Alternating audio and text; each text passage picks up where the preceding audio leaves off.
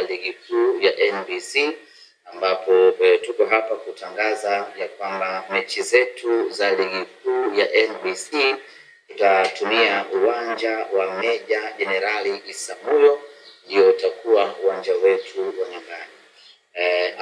Taarifa ya awali ilikuwa tutumie uwanja wa Uhuru Dar es Salaam, lakini rasmi hivi sasa niko hapa kuwatangazia wanasimba ya kwamba mechi zetu zote za ligi kuu kuanzia sasa tutatumia uwanja wa Meja Jenerali Isamuhyo, uwanja ambao tuliotumia vema msimu uliopita na ni uwanja ambao umekuwa chachu ya mafanikio kwa upande wetu wa Simba Sports Club. Ni ngome yetu ya mafanikio ama ngome yetu ya ushindi, na kwa mantiki hiyo basi tukasema msimu huu turejee tena katika uwanja wa Meja Jenerali Isamuhyo tukiutumia kama uwanja wetu. Nichukue nafasi hii kuwashukuru wamiliki wa uwanja huo JKT Tanzania kwa kuturuhusu na kukubali na sisi kuwa sehemu ya wenyeji wa uwanja huo katika michezo yetu ya ligi kuu. Haya, huyo ni msemaji wa klabu ya Simba Ahmed Ali akizungumzia, anasema ngome yao ngome iko huko Isamuhyo. Isamuhyo bwana. Mimi naamini bwana Simba wakirudi huko itakuwa ni mwisho wa red card. Isamuhyo. Sasa kama unacheza vibaya utaendelea kupata red card, ila kama watakuwa wachezaji wao wameelewa na watacheza kwa discipline, na moja kati ya mchezo ambao nitaenda kushuhudia Simba kucheza kwa discipline kubwa ni mchezo wao unaofuata. Okay. Sawa, tuangalie habari nyingine. Bado tupo kwa Ahmed Ali. Bado hajamaliza. Nina speed. Bado kuna mambo mengi ambayo ameweza kuyazungumza. Unajua ni habari kubwa mjini kwa sasa. Kile ambacho ameweza kukizungumza. Ukiachana na kurejea kwao katika uwanja wa Meja Jenerali Isamuhyo, uwanja ambao waliutumia msimu uliopita, lakini pia ujue Simba wanaelekea katika michuano ya kimataifa, nikimaanisha CAF Champions League, ambako wataelekea pale nchini Malawi katika mchezo wao unaofuata. Kwa hiyo kuelekea mchezo wa kimataifa pia Ahmed Ali aliweza kuzungumza. Tumsikie hapa afu tuje tujadili kipi ambacho Simba wana malengo nacho kuelekea msimu huu. Okay. Mwezi wa 9 mwaka huu tunaanza rasmi ratiba ya michuano ya kimataifa. Na Simba Sports Club tunaianza round ya awali kwa kucheza na timu ya Mighty Wonders ya pale Malawi, na mechi yetu Simba na Mighty Wonders ya kwanza ya round ya kwanza itakuwa ni tarehe 6 ya mwezi wa 9 mwaka 2026. Na mechi yetu ya marudiano sisi na wao itakuwa ni tarehe 13 ya mwezi wa 9 mwaka 2026, mechi ambayo itapigwa Dar es Salaam. Uwanja tutakuja kuwatangazia hapo baadaye. Kikosi chetu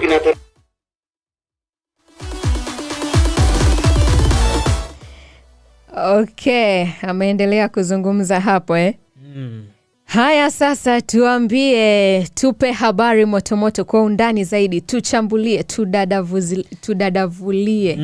Nyie Kiswahili ni kigumu. Kinataka amesikika vizuri msemaji wa Simba Sports Club kuelekea pale katika mchezo wa kimataifa pale Malawi.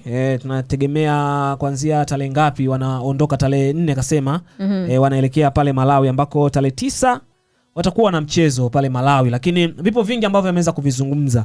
Ningetamani tumsikie kwanza Ahmed Ali akimalizia vitu vingine, kwa sababu ameweza kutoa pia bei ya wanachama ambao wanatamani kwenda. Kina sisi sasa tunaotaka kwenda Malawi. Mashabiki wa Simba mnaotamani kwenda Malawi mmepewa moja kwa moja angalizo, lakini pia kaweza kueleza hapa Ahmed Ali. Tukamsikie kipi ambacho amemwambia mashabiki wa Simba.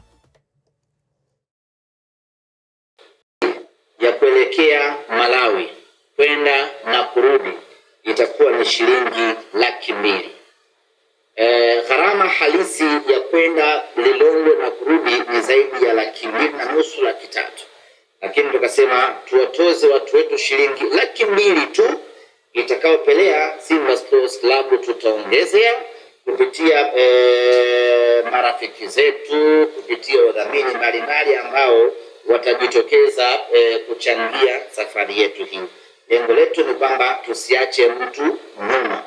Kwa shilingi 200,000 pekee utakwenda na kurudi Ngorongoro. Utakwenda na kurudi Malawi. Chakula, malazi, kila kitu itakuwa juu yako. Tutakachokifanya Simba Sports Club baada ya kufika kule Malawi, tutakuwa na sehemu ambazo tutawapendekezea watu waweze kufikia, kwa maana kwamba mratibu wa timu Abbas Vasco da Gama atakuwa shafika Lilongwe mapema, ataangalia maeneo mazuri. Tukifika pale, yeye atatusaidia kutusuggestia bana, ile pale hoteli ni kiasi kadhaa, ile pale ni kiasi kadhaa, kula unaweza kula sehemu fulani, ili at least mtu ufanye maamuzi kwa kitu ambacho umeshapewa taarifa zake. Kwa hiyo kwenye maeneo hayo msio na mashaka, tumeratibu vizuri kweli kweli. Jambo la muhimu na la msingi, tunakwenda nchi ya watu ambayo ni Malawi. Ya kumshukuru Mungu ni kwamba hakuna visa, lakini ni lazima uwe na passport. Kwa hiyo kama unataka kwenda Malawi, sharti la kwanza ni lazima uwe na passport. Wale mnaojiandaa kwenda jamani, sio lazima visa, ila ni muhimu kuwa na passport. Haya, Steve vipi? Tunasalia na Simba? Bado tuko nao. Tupo na Simba. Baada ya kuzungumza hayo, mashabiki wa Simba wamesikia shilingi 200,000 ndio fedha ambayo itatumika kutoka jijini Dar es Salaam kwenda Malawi. Kwenda na kurudi. Sio hela nyingi, lakini malazi, kula na kulala ni juu yako wewe shabiki, lakini kwenye usafiri utalipia shilingi 200,000 kutoka hapa kutoka jijini Dar es Salaam kuelekea Malawi. Na ambao wapo njiani pia wanaendelea kujiorganize kwa ajili ya kuelekea Malawi. Lakini pia kaweza kuzungumza vizuri bwana, jambo la msingi passport zinatakiwa. Kuingia Malawi sio mpaka uwe na visa. Passport pia ndo kitu cha msingi. Kasema kuna muda mashabiki wao wanawasumbua wakiwa wanaenda, na sio mara ya kwanza Simba kwenda haya mataifa ya karibu wakiwa wanacheza mechi zao. Tumeshuhudia Simba wakienda Uganda na basi cheza zidi ya Vipers. Tumeshuhudia Simba wakienda Malawi pia misimu iliyopita nyuma katika michuano ya kimataifa. Afrika Kusini washabiki wameshaenda. Kwa hiyo ni safari ambazo hawaanzi kwa mara ya kwanza. Kwa upande wao sio safari ngeni, yani ni safari ambazo wameshazifanya sio mara moja, sio mara mbili. Kwa hiyo ameweza kuzungumza na wana experience, ameweza kueleza vizuri ya kwamba mashabiki wajiandae na visa, kwa sababu sio unaenda alafu nafika mpakani unaanza kusumbua watu bwana sina visa. Mambo yanakuwa ndivyo sivyo. Mara ya kwanza naenda Zanzibar sikujua kwamba unaenda na kitambulisho. Nimefika pale sehemu ya kupandia boti, naulizwa vipi, naomba tiketi, kitambulisho. Unawaambia wewe ni chini ya umri wa miaka 17. Anza kujiuliza vipi sasa.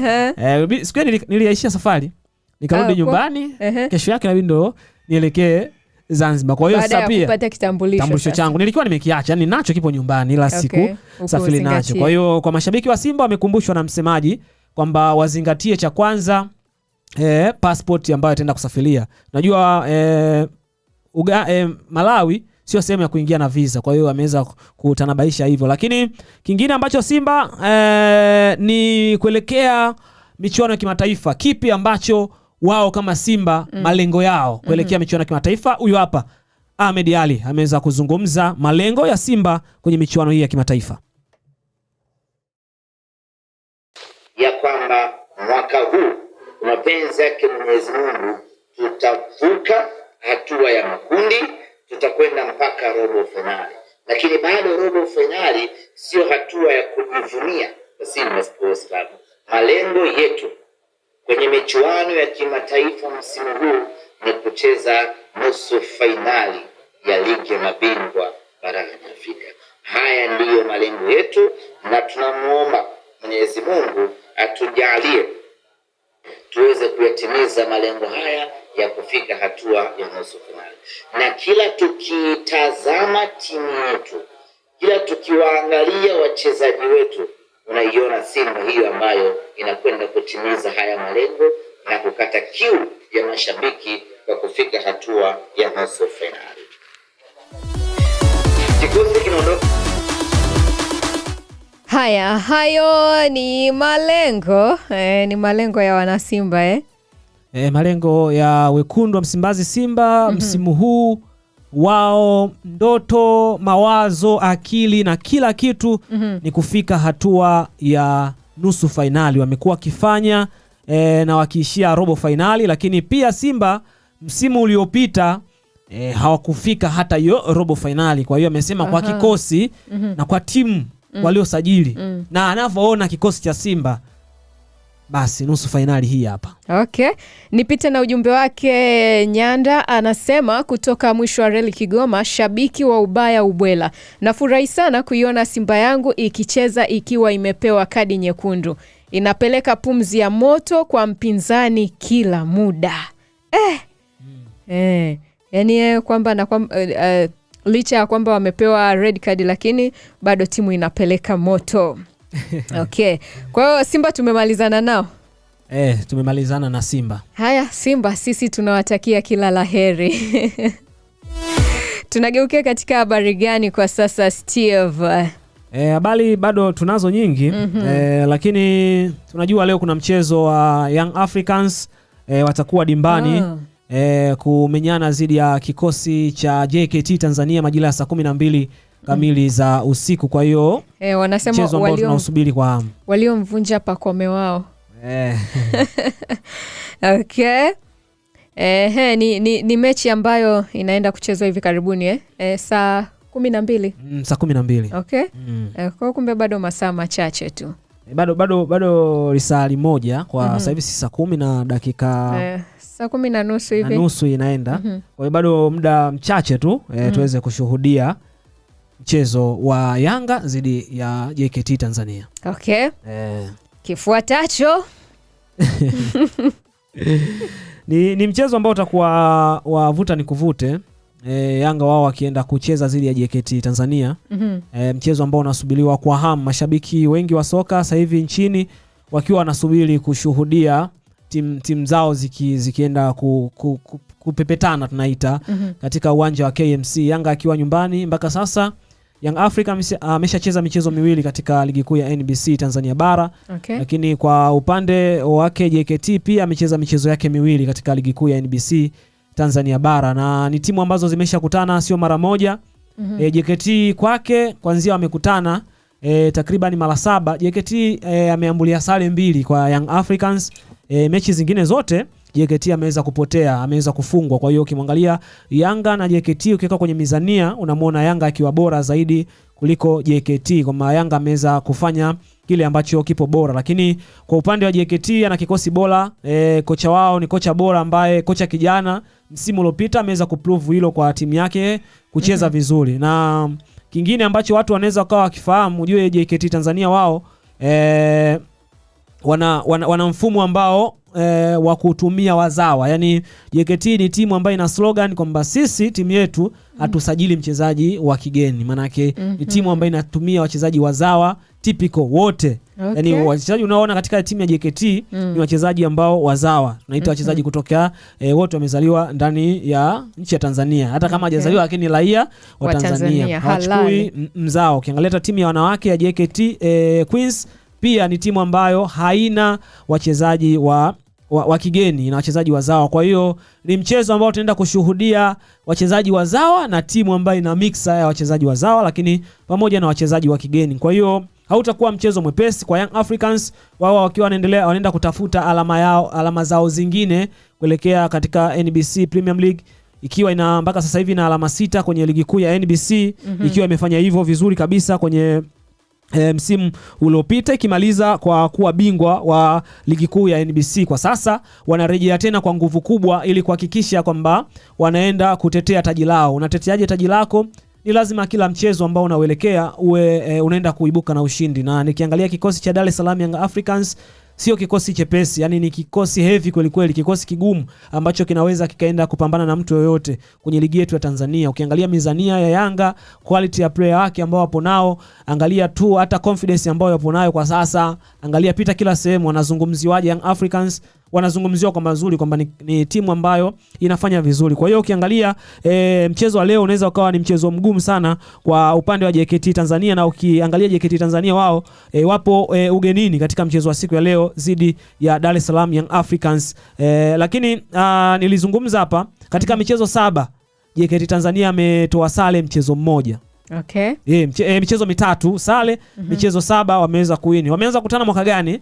2019 hizi timu ndipo ambazo zilianza kukutana katika ligi kuu ya NBC. 2019 Novemba 20 ambako JKT na Tanzania na Young Africans Yanga alifanikiwa kuibuka na ushindi wa goli 3-2 dhidi ya JKT. Mechi iliyofuata JKT akiwa nyumbani aliweza kutoshana sare ya bao 1-1 dhidi ya JKT, ambayo ile mchezo ulipigwa tarehe 17 Juni 2020. Lakini msimu uliofuata Young Africans wakiwa nyumbani waliweza kukandika JKT goli 1-0, mchezo ambao uliisha kwa Young Africans kuweza kushinda. Mei 19, 2021 Young Africans akiwa ugenini dhidi ya JKT Tanzania, Yanga alifanikiwa kuibuka na ushindi wa goli 2-0. Msimu ambao JKT alifungwa goli nyingi ni msimu 2023 ambako mchezo wa kwanza, raundi ya kwanza wa ligi kuu ya NBC, JKT alifungwa goli 5-0 na Young Africans. 5-0 5-0. Lakini mchezo wa pili uliofuata, mchezo ulitamatika kwa suruhu ya bila kufungana, JKT wakiwa nyumbani. Msimu wa 2024-25 JKT wao walifungwa 2-0 mchezo wa kwanza, Yanga wakiwa nyumbani. 2024 mchezo wa pili JKT wakiwa nyumbani waliweza kutoshana nguvu na Dar es Salaam Young Africans. 2026 ambao ni msimu huu ambao umetamatika, Yanga na JKT mchezo wa kwanza JKT alifungwa 5-0 tena wakiwa katika uwanja wa KMC pale Mwenge. Mchezo ulofuata ambao Pacome Zuzu, watu wengi wanakumbuka tukio ambalo lilimtokea, alivunjika mguu, na ndio mchezo ambao Yanga walienda kuchukua ubingwa au kutangaza ubingwa wakiwa katika uwanja wa Meja Jenerali Samuyo. Ni mchezo ambao walicheza dhidi ya JKT na mchezo ulitamatika kwa Yanga kufanikiwa kushinda goli 3-0. Kwa hiyo ukiangalia hapa takwimu hizi the way ambavyo zinaeleza zinakuonyesha namna gani ambavyo michezo 10 ambayo Yanga amekutana JKT, Yanga akifanikiwa kuibuka na ushindi michezo 7, akiwa michezo 3 ametoa sare. JKT hajawahi kushinda mchezo wowote dhidi ya Dar es Salaam Young Africans. Kwa hiyo inakuonyesha jinsi gani mchezo wa siku ya leo Yanga anaenda kifua mbele zaidi ya JKT Tanzania kuelekea mchezo wa siku ya leo. Lakini ukiangalia kwenye takwimu mpaka sasa hivi Young Africans wao wamekuwa bora zaidi katika maeneo mengi, lakini tofauti na JKT Tanzania ambao JKT Tanzania pia wamekuwa na nyota ambao wanafanya vizuri katika ligi, wana wachezaji ambao wanafanya vizuri, lakini ukija kuangalia kwenye mizania ya kubato sasa na Dar es Salaam Young Africans ndiko ambako inaanza kuja changamoto kuonekana, kwa sababu ukiangalia top scorer mpaka sasa hivi kwenye timu ya JKT, nataka tuangalie hapa JKT wao kama kwenye timu yao top scorer wao ambaye anaongoza kwa magoli, ana magoli mengi. Ukiangalia hapa unamwona ni Godfrey Julius Luzendaze ambaye amefunga goli 1 pekee kwa kikosi cha JKT. Top assist ni Hassan Idi Kapalata ambaye ana assist, kuna assist 1 ambayo ameipata JKT, huku JKT wakiwa wana kadi za njano 3. Kadi hizo akiwa amepata Ali Hussein Msengi, lakini mwingine ni Hassan Idi Kapalata pamoja na Benjamin Najim Maguli Benjamin, ambao hawa ndio wamepata kadi za njano katika michezo. Hawana kadi nyekundu yoyote, lakini ukiangalia performance yao hawajakosa penati wala hawajapata penati yoyote. Hawa ni kikosi cha JKT Tanzania. Kwa hiyo inaonyesha namna gani ambavyo JKT pia kuelekea mchezo wa siku ya leo wanaweza wakawa bora, lakini angalia safu yao ya ushambuliaji sio bora mpaka sasa hivi. Wamefanikiwa kufunga goli 1 pekee katika msimamo wa ligi kuu ya NBC. Lakini kwa upande wa Dar es Salaam Young Africans ni wachezaji mpaka sasa hivi Maxim pia Nzengeli amefunga goli 2. Huku akiwa amefuatiwa na Albert Kangwanda, yeye akiwa amefunga goli 1, Shadrack Boka goli 1, Mohamed Hussein Zimbwe goli 1, Mudathir Yahya na Peter Shalulile na wao wakiwa wamefunga goli 1. Kwa hiyo inakuonesha namna gani ambavyo Yanga wapo bora zaidi katika eneo la umaliziaji. Huko assist pia zikiwa Shadrack Boka assist 2, Hussein Zakwani naye akiwa na assist 2, huku Yao Kwasi Atola akiwa ana assist 1. Unaona kabisa mgawanyo hapo. Huku Young Africans wao kadi za njano zikiwa 2, ni kwa Mohamed Abdalla na Mudathir Yahya Abasi, wao wakiwa wamepata kadi za njano. Red card hawana Young Africans, lakini pia ukiangalia missing penalty hawajapata pigo lolote la penalty wala hawajakosa penalty yoyote. Kwa hiyo kuelekea kwenye mchezo wa siku ya leo na waona Young Africans wakiwa kwenye namba, takwimu zinawabeba zaidi Young Africans kuliko kikosi cha JKT Tanzania. Okay. Sawa, Steve, nipite na ujumbe hapa. Mrs. Tadea anasema leo ushindi wa bao 10 tunaendeleza tulipoishia. Nimesahau 10. Jamani wenzenu wachezi.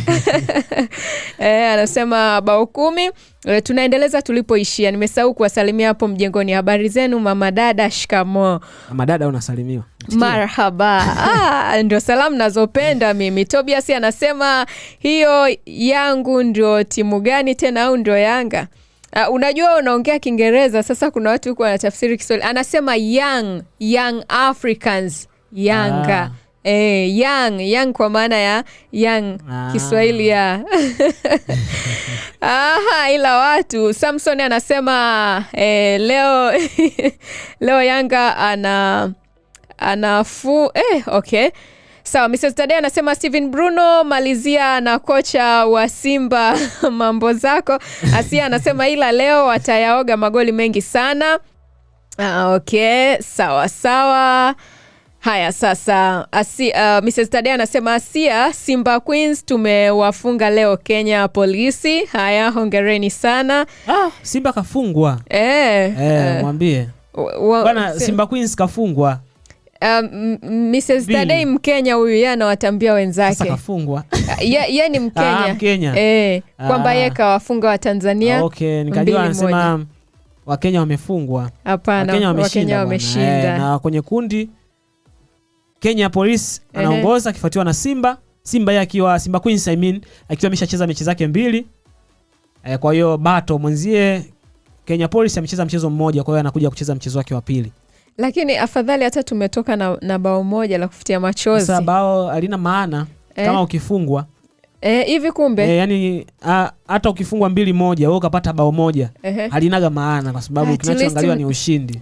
At least mmeonesha mnajitia moyo jamani. Unajitia moyo vipi? Ndio timu inabidi ujitie moyo. Yani wewe timu unaenda kupambana ukashinde. Mambo ya kujitia moyo hayo.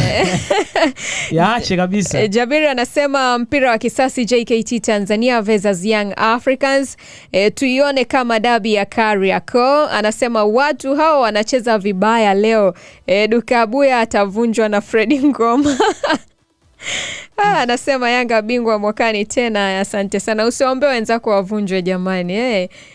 Miguu ile ndio kipato chao kinapatikana hapo. Ndio hivyo. Okay. Yala ipo. Exactly. VS. Kwa hiyo wakicheza rafu kadi zile zinawahusu. Kadi zipo kwa ajili ya Tobias anasema nyie wachambuzi, kama kuna mashabiki wa matapeli wa Manchester United hapo jamani, hapo anapata wapi hiyo nguvu ya kuongea wakati nyie ni makubwa jinga ya wiki? Manchester United wamefanya nini tena jamani? Walifungwa juzi. Sasa Tobias ndio uwaseme hivyo jamani. Si wamefungwa? Sasa kwani wakifungwa ndio wajinga? Ndio wamefungwa. Kwa nini wafungwe Manchester? Watu wanajiuliza Manchester nye vipi? Simsikala anasema leo Yanga bingwa. Haya. Tobias nilikuwa hawa wanaendeleza mjadala wao. Sawa, hata kama wamefungwa jamani. Tuwasikie makocha. Kocha wa Young Africans, lakini pia Abdulwahab Msheli kuelekea mchezo wa siku ya leo walizungumza pia. Wamejipangaje? Tuwasikie hapa.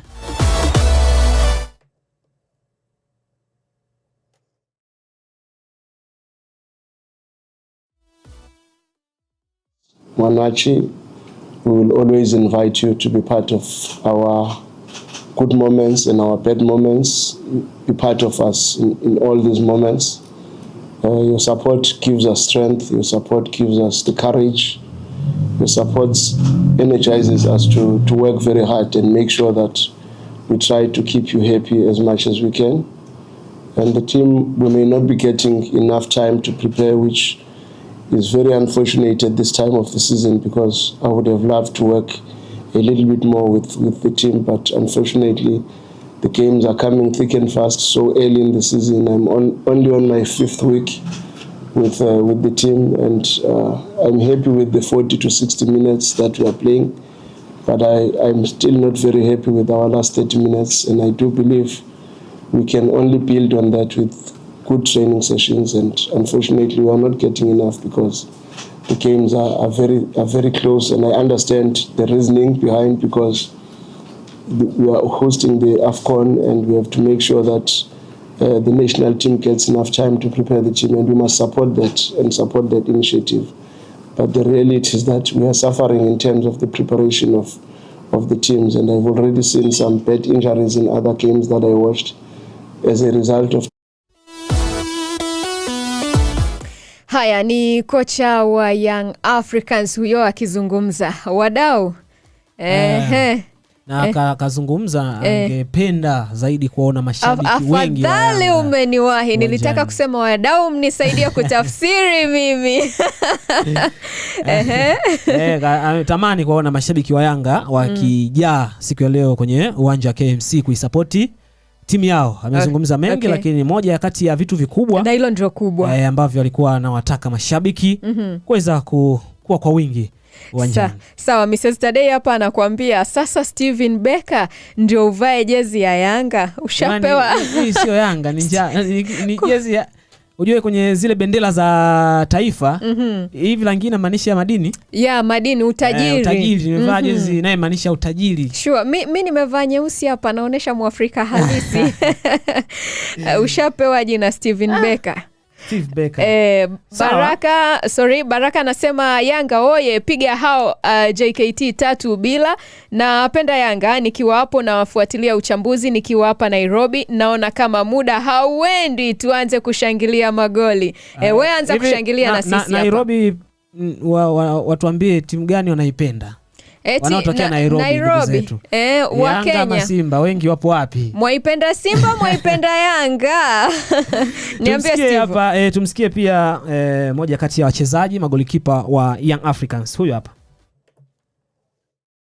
Ukiangalia mechi zipo karibu sana, kia baada ya siku 4 mechi na maandalizi yanaendelea. Kwa hiyo tunajiandaa na michezo yetu, ila kwa sasa tunaangalia mchezo wetu unaofuata zile JKT. Always mchezo na JKT haukuwa ikuwa rahisi.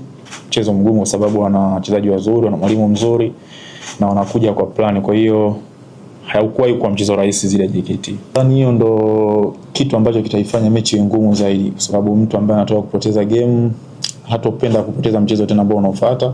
Kwa hiyo atakuja kwa tahadhari, atakuja kwa umakini ili kupata matokeo kwa mchezo huu ambao uko mbeleni, kwa sababu bashada kucheza mchezo uliopita umepoteza zidi na Polisi, ilikuwa Arusha. Kwa hiyo haiwezi kuwa mechi rahisi, mechi ngumu sana. Wanahitaji kushinda. Hauwezi kuwa mchezo mrahisi, wanahitaji kushinda JKT.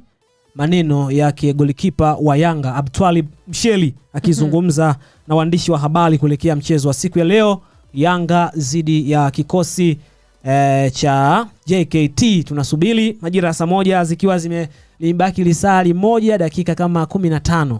Okay. Watu wanasubiri. Jabiri anasema Yanga washaanza mazoezi ya kuwakabili JKT Tanzania. Mwanachau anasema Yanga ndio bingwa. Asante sana Musa.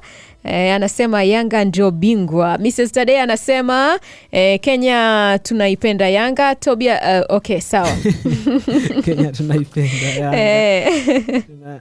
Wakenya wanaipenda Yanga au wapo nusu kwa nusu?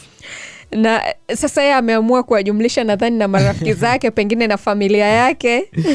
Sawa, JKT pia walitamba. Okay. Kuelekea mchezo huu tuwasikie pia.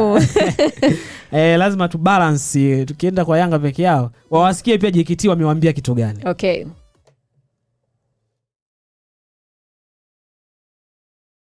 Kwa upande wetu sisi kama wachezaji tumejiandaa vizuri kwa kabili Yanga katika mchezo kesho. Kwanza ni kazi ya head coach Anasema vipi, lakini najua ameshafanya kazi katika kiwanja cha mazoezi. Na naamini mwenye mbinu nzuri kesho, inshallah Mwenyezi Mungu atampa matokeo. Haiwezi kuwa mechi rahisi. Ndio mwingi tukikutana na timu kubwa, bingwa mtetezi kama Yanga haiwezi kuwa mechi rahisi. Lakini tunapeana hope kwa sababu tunaamini tena kwa mechi nzuri. Edwin Songo, mchezaji wa kikosi cha JKT Tanzania, amekuwa akieleza kwamba mchezo wa Young Africans dhidi ya JKT haujawahi kuwa mchezo mwepesi hata kidogo. Lakini pia Ahmed Ali, kocha wa boli, kocha kijana, kocha Bisho, majina yote yake unaweza kumuita hivyo, pia anaeleza kuzungumza kuelekea mchezo wa leo baada ya kupoteza mchezo uliopita dhidi ya Polisi. Huyu hapa, tumsikie.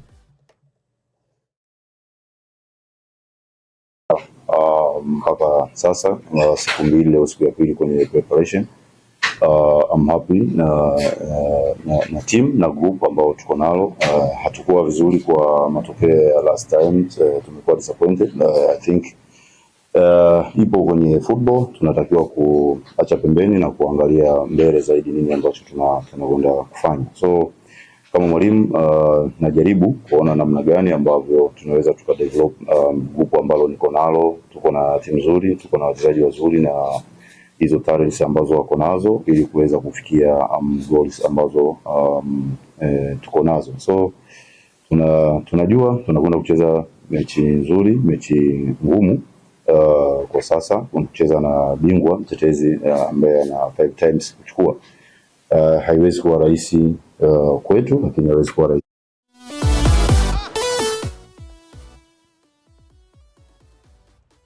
Okay, dakika ni 48 zimeondoka baada ya kugonga 10 kamili kwa saa za Afrika Mashariki. Steve, kabla hujaendelea hapo nipite na ujumbe. EFM anasema Yanga apigwe 3-2. Okay, nikipita na ujumbe wake, huyu ni nani? Tobias anasema we mtangazaji wa kike, mimi natembea na pete, umeolewa? Sijaolewa na mahari napokea mwenyewe. Mrs. Tadea anasema mama dada wakumbushe JKT bado lisali moja. JKT mnakumbushwa na Mrs. Tadei bado lisali moja. Sawa. Anasema ila mama dada, babangu ni Simba dam huwa na beti naye, nikimfunga ananiambia mwanangu siwawezi. Haya, ni swali ulilouliza kwamba Kenya wanapenda. Hiyo ni ya Kenya. Yeah. Okay. Ye ni Yanga ila babake ni Simba. Kwa hiyo yes. Kenya kama Tanzania. Yeah. Tanzania kama Kenya. Aste.